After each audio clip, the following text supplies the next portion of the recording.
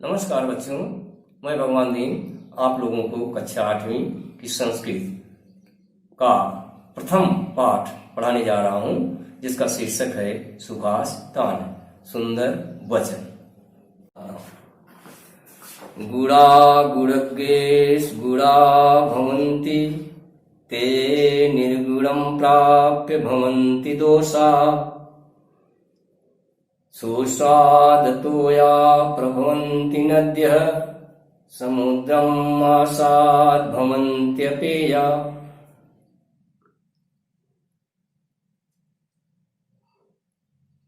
गुणा माने गुण, अच्छाई। गुणज्ञेषु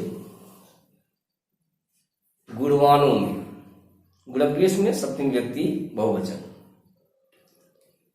निर्गुणम दोषी या दोषी युक्त। नद्यः माने नदियां। समुद्रम प्लस आसाद्य। समुद्र माने समुद्र, आसाद्य माने पहुंचकर, समुद्र में पहुंचकर। भवन्त्यपेया, भवन्ति प्लस अपेया। भवन्ति भू धातु प्रथम पुरुष बहुवचन। अपेय माने जो पीने योग्य न हो। गुण, गुणवान व्यक्तियों की संगत में रह करके गुण बना रहता है। जो गुण होता है वह गुणवानों की संगत में ही रह करके वह गुण बना रहता है। लेकिन जैसे ही वह गुण, वह अच्छाई बुरे लोगों की संगत या बुराइयों की संगत में पहुंचता है, वैसे वह गुण जो होता है दोष में बदल जाता है, बुराई में बदल जाता है। जैसे नदियां मीठे पानी को लेकर बहती हैं। जब नदियां मीठे पानी को लेकर के, स्वादिष्ट पानी को लेकर बहती हैं, जैसे ही वे समुद्र में पहुंचती हैं नदियां, वह पीने योग्य नहीं रहती। समझ गए? एक बार पुनः, गुण गुणवानों के बीच में ही रह करके गुण का महत्व बना रहता है। लेकिन जैसे ही वह गुण या वह गुणी व्यक्ति एक दोषी व्यक्ति के संपर्क में आता है, तो वह गुणवान व्यक्ति बुरा व्यक्ति बन जाता है। जिस प्रकार से नदियां अपने साथ मीठे पानी को लेकर बहती हैं, लेकिन जैसे ही समुद्र में गिरती हैं, वह पानी पीने योग्य नहीं रहता। दूसरा श्लोक बच्चों। हाँ।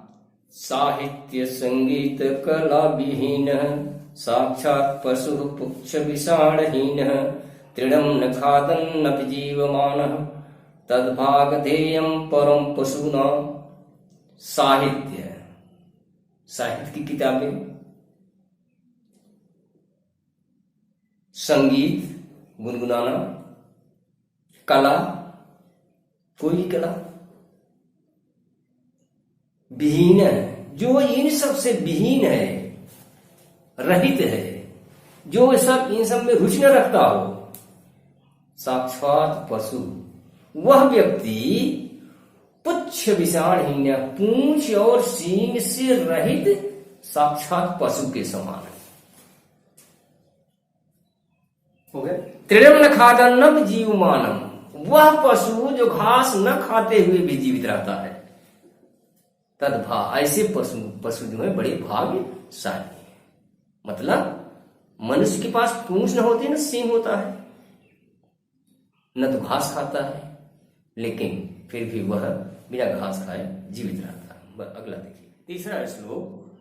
लुब्धस्य नश्यति यशः कृष्णस्य मैत्री नष्ट क्रियस्य कुलमर्थ परस्य धर्मः विद्या फलं व्यसनिनः कृपणस्य सौख्यम राज्यम प्रमथ सचिवस्य नराधिपस्य पीत्वा। पा माने पीना, पा में अब तो प्रत्यय लगा हुआ है। पी करके, रसम रस, कटुकम मधुरम, कड़वा और मीठा नहीं, लुब्धस्य नश्यत यशः, लालची व्यक्ति का यश नष्ट हो जाता है। पिस्नुसस्य मैत्री, चापलूस या चुगलखोरों की मित्रता नष्ट हो जाती है। नष्ट क्रियश्च कुलम, किसी क्रिया अच्छे कार्य के में जो मतलब अवरोध प्रकट करता है उसका कुल खानदान नष्ट हो जाता है। अर्थ परस्य धर्म, दूसरे के धन का जो लोभी होता है उसका धर्म नष्ट हो जाता है। विद्या फलम व्यसिन, दुराचारी व्यक्ति की विद्या नष्ट हो जाती है। दुराचारी माने जो बुरा काम करे। कृपणस्य सौख्यम, कंजूस व्यक्ति की का सुख नष्ट हो जाता है। अगर कंजूस है तो सुख कैसे करेगा, इसलिए कंजूस व्यक्ति का सुख नष्ट हो जाता है।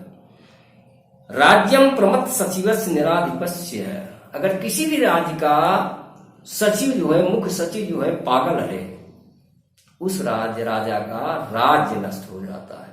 समझे?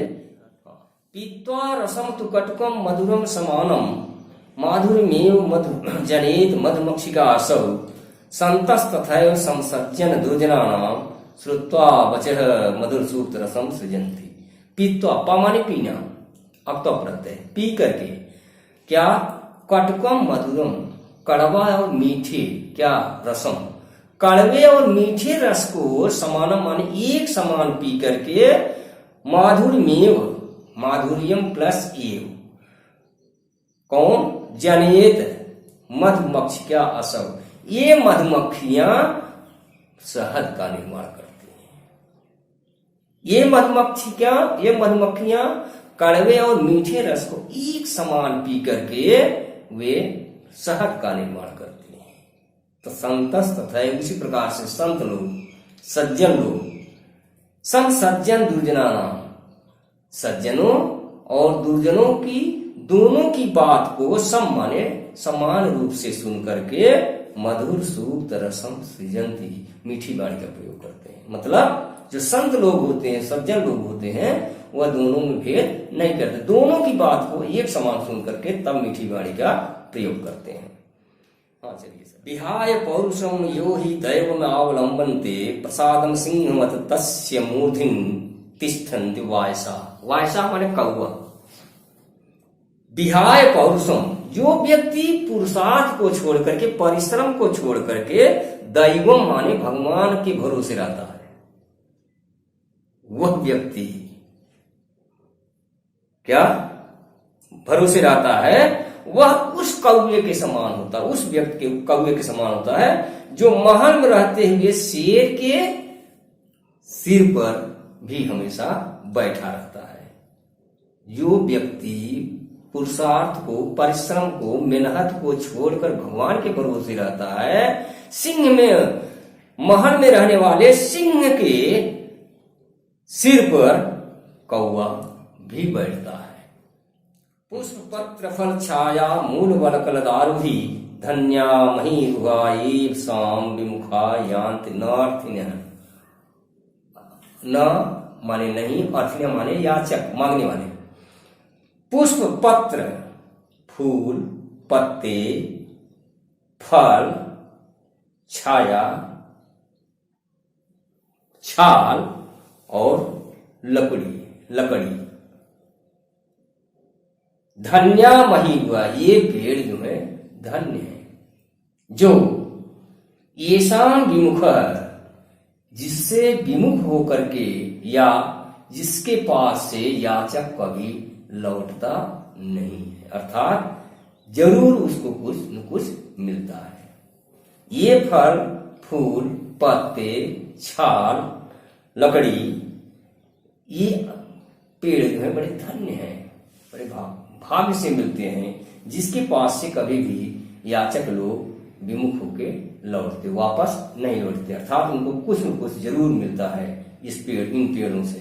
हाँ अगला देखिए। चिंतनीया हि विपदाम आदायैव प्रक्रिया, न कूप खननम युक्त प्रदीप्ते वहिना गृहे। चिंतनीया ही विपदाम आदाय प्लस एव प्रतिक्रिया, विपत्ति के आने पर सोचना या चिंता करने से कोई फायदा नहीं। अर्थात विपत्ति के आने के पहले ही हमें सोच लेना चाहिए कि विपत्ति आ सकती है। मतलब आने वाली विपत्ति के विषय में जो पहले सोच लेता है वह सुखी होता है। न कूप खननम युक्तम बहिना गृह, घर जिस प्रकार से घर में आग लगने पर कुआं खोदने से कोई फायदा नहीं है, उसी प्रकार से विपत्ति के आने के विषय में लोगों की चिंता नहीं करनी, विपत्ति के आने पर लोगों को चिंता नहीं करनी चाहिए, अर्थात उसके पहले कर लेनी चाहिए। समझ में आया? तो न कूप खननम, कूप माने कुआं, कुआं खोदने, वहिना गृह, गृह माने घर में, वहिना माने आग, घर में आग लगने पर ही कुआं नहीं खोदना जाता, क्योंकि उससे कोई फायदा नहीं है, क्योंकि यह घर तो जल जाता है, कुआं आप पानी